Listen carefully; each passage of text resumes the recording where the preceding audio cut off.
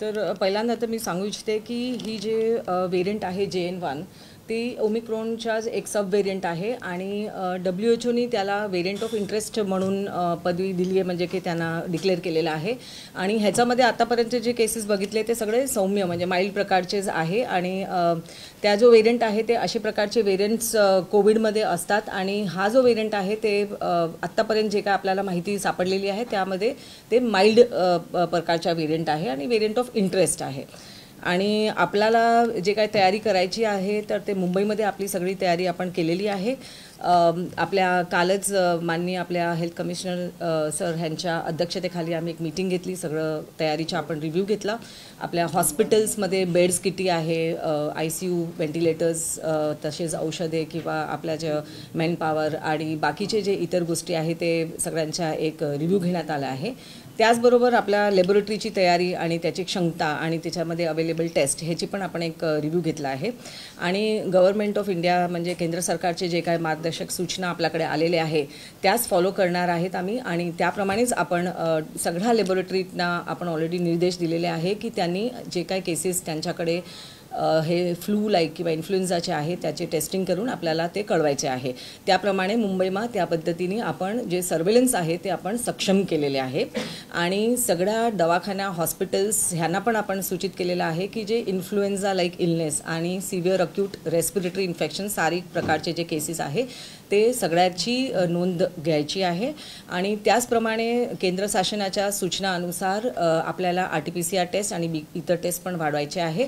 आणि जर गरज भासल्यास आणि पुढली जे काही आपले निर्देश असतील त्याप्रमाणे आपण होल जिनोम सिक्वेन्सिंगचे पण टेस्टेस आम्ही करणार आहोत. तर ह्या पद्धतीने आपली तयारी केलेली आहे. आणि मला वाटते की आत्ता भीती बाळगायची गरज नाही आहे किंवा पॅनिक व्हायची गरज नाही आहे. लोकांनी फक्त एक सतर्क राहायची गरज आहे आणि त्याचप्रमाणे दक्षता घ्यायची पण गरज आहे. मॅडम, तुम्ही म्हटलं की सौम्य स्वरूपाचा हा व्हेरियंट आहे, फारशी भीती बाळगू नका.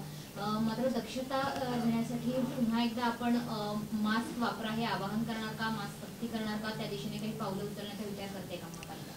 तर आत्ता तर आपल्याला जे काही निर्देश आलेले आहे, गाईडलाईन्स आहे त्याच्यामध्ये रेस्पिरेटरी हायजीन फॉलो करायचं असे निर्देश आलेले आहे. त्याप्रमाणे आपण कोविड योग्य वर्तन आपण बघायचं आहे. तर कुठलाही सिटिझन्सना कोणाला जर हे असेल की सिम्पटम्स आहे की ज्यांना जर खोकला सर्दी किंवा ताप वगैरे असेल तर त्यांनी आपल्याला थोडासा आयसोलेट करायचे, क्राउडेड प्लेसेसमध्ये जायचं नाही आहे. आणि त्याचबरोबर जर आवश्यकतानुसार मास्कचा ते वापर करू शकतात. आणि त्याचप्रमाणे इतर जे काही पेशंट्स आहे की ज्यांना हाय रिस्क आहे, ऑलरेडी त्यांना काही सिम्पटम्स आहे आणि त्यांना जर हार्ट डिझीज किंवा डायबिटीज, हायपरटेन्शन असे काही प्रकारचे काही अधिक आजार आहे तर त्यांनी जे सिम्पटम्स किंवा लक्षण आले तर त्यांनी निग्लेक्ट करायचे नाही आहे. आपल्या जवळपासच्या दवाखान्यामध्ये किंवा आपल्या हॉस्पिटल्समध्ये BMCच्या हॉस्पिटलमध्ये जाऊन त्या टेस्ट वगैरे करू शकतात आणि त्यांनी लगेच आपल्या डॉक्टरशी संपर्क साधून आवश्यक ती ट्रीटमेंट आणि टेस्टिंग करून घ्यायचे आहे.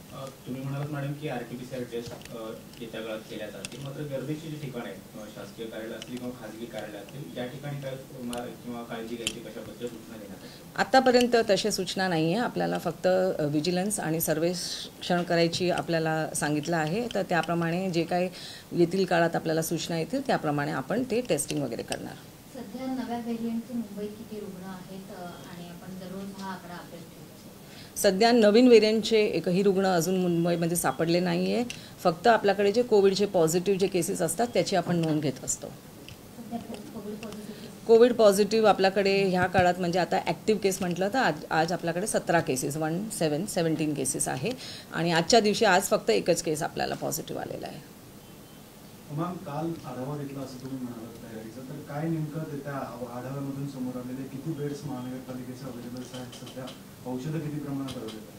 जसं मी सांगितलं की आपल्याकडे आपल्या हॉस्पिटल्सची तयारी आहे. आपल्याकडे कस्तुरबा हॉस्पिटल आहे जे इन्फेक्शियस डिझीज हॉस्पिटल आहे, त्यांच्यामध्ये बेड्स अवेलेबल आहे. 7 हिल्स हॉस्पिटल जे आपल्या आधी पण कोविड हॉस्पिटल होते तिच्यामध्ये पण हॉस्पिटल बेड्स आहे. आणि आवश्यकतेनुसार आपल्या त्या बेड्स आपल्याला वाढता येईल. आणि आपल्याकडे व्हेंटिलेटर्स आणि आधी जे पण आपण तयारी केली होती, कारण आपण ऑलरेडी एक कोविडचे 2 वेव्ज आणि 3 वेव्ज आपण समोर गेलेले आहेत आणि त्याचा जो काही आपल्याकडे अनुभव आहे त्यानुसार आपण तयारी करत आहोत. तुम्ही म्हटलं की गर्दीच्या ठिकाणी मास्क वापरा किंवा ज्यांना वेगवेगळे आजार आहेत त्यांनी जास्त काळजी घ्या. हे सरसकट नाहीये किंवा सक्ती नाहीये, केवळ आवाहन करते आहे आव्हान. त्याकरता काही विशेष जनप्रबोधन करणार आहे का? तेच मी सांगते की जसे जसे आवश्यकतेनुसार जशी सूचना येईल आणि निर्देश येईल तसं आपण नागरिकांना आव्हान करू. परंतु एक कॉमन असते की आपल्याकडे जर कुठलाही फ्लूचा पेशंट असेल, जर कोविड असो किंवा इतर पण आपला फ्लू असतात, तर त्याच्यामध्ये एक नॉर्मल असं असतो की आपल्याला त्या काळात आपल्याला जास्त गर्दीच्या ठिकाणी जायचा टाळायचा असतो. आणि त्याचप्रमाणे रेस्पिरेटरी हायजीन म्हणजे खोकताना वगैरे चिकताना रुमालचा वापर किंवा मास्कचा वापर करायचा. आणि हँड हायजीन म्हणजे हात वगैरे वारंवार धुणे वगैरे. आणि जर आपल्याला काही सिम्पटम्स जास्त दिसले आणि आपल्याला जास्त कम्फर्टेबल नसेल तर त्यांनी डेफिनेटली आपल्या दवाखान्यात जाऊन आपल्या डॉक्टरना दाखवावं, टेस्टिंग करावं आणि त्यांनी त्यांची योग्य जे काय आहे आपली ट्रीटमेंट घ्यावी. महापालिकेकडून काही कोविड टेस्टिंग सेंटर्स आपण पुन्हा एकदा कार्यरत करणार आहोत का, की जी शासकीय रुग्णालय आहेत महापालिकेचे रुग्णालय तिथेच जावं लागणार? नाही, जसं जसं आम्ही सांगितलं की आता सध्या तर घाबरायची आणि पॅनिकची गरज नाही आहे. जर असं काही वाटलं तर पुढे आपण त्याच्या बघू कसं प्लॅनिंग करायचं ते. तर आपल्याकडे तशी तयारी आहे सगळी. महाराष्ट्र शासनाकडनं काही वेगळ्या सूचना आलेल्या आहेत? नाही, शासन आणि आपण एकत्रच काम करत असतो आणि त्यांचे पण आढावा बैठक वगैरे चालूच असतात. तर कंटिन्युअसली आम्ही गव्हर्नमेंट ऑफ इंडिया आणि महाराष्ट्र शासनाच्या संपर्कमध्ये.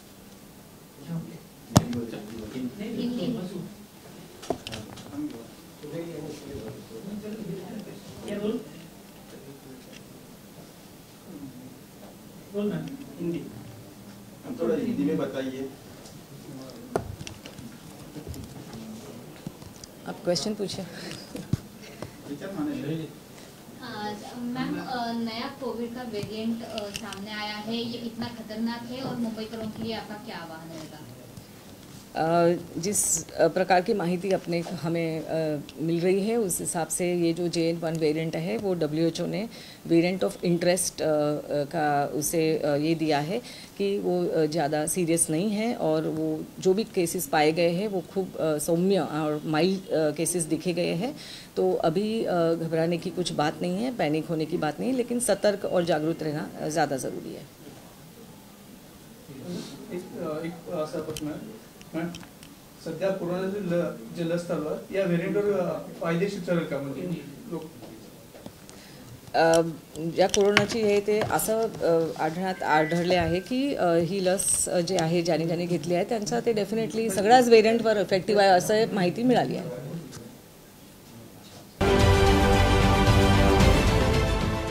देश विदेशातील प्रत्येक घडामोडींचे लाईव्ह अपडेट मिळवण्यासाठी आता साम टीव्हीच्या सर्व सोशल मीडिया प्लॅटफॉर्मला लाईक, फॉलो आणि सबस्क्राईब करा. तसंच सर्व नोटिफिकेशनसाठी बेल आयकॉन प्रेस करायला विसरू नका.